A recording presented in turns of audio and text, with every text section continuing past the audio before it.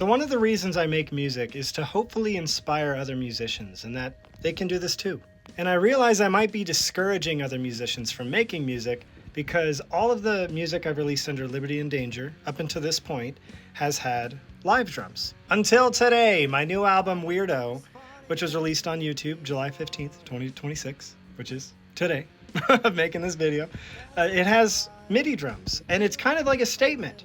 And it will always be a song that I'm going to point to kind of encourage other musicians that you can make music with MIDI drums, because MIDI drums sound awesome.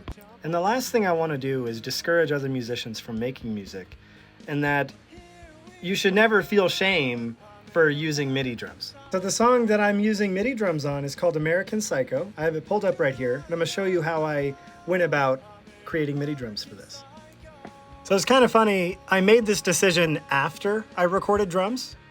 And so you see that there's my tracks, that's me actually playing drums. But then like I said, I realized I wanted to kind of make it a statement that you can make MIDI drums sound just as good on a song.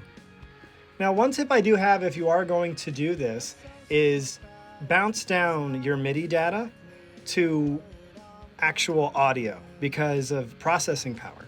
This is another reason why I didn't use MIDI drums in a lot of my tracks when I was first starting out, because the computer would bog down. The first song I made with Liberty and Danger is called United, and I made that on a 2012 iMac with like 8 gigs of RAM. And so anytime I added a MIDI instrument, it would just freak out and crash. It was crazy.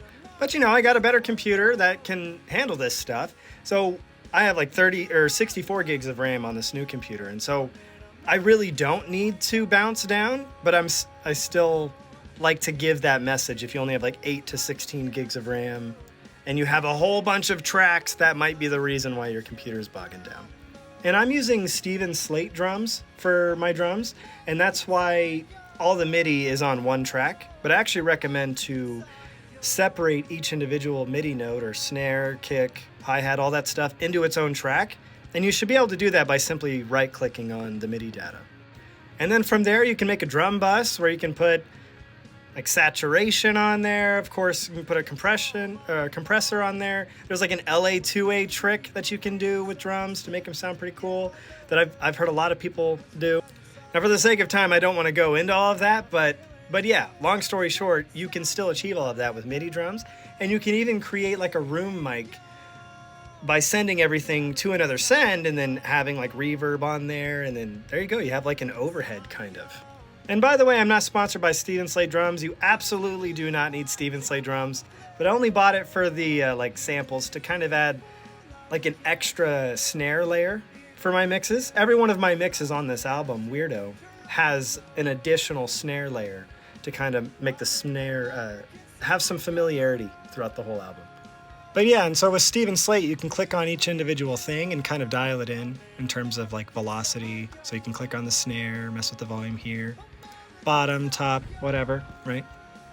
And then so long as when you go to mix your song, you turn it down mostly, like almost all the way. And if you can hear the kick, snare, and vocals, of course this is with the pop punk mix, then you should be good. But yeah, use MIDI drums. MIDI drums sound great, and it's a lot of fun to play around with.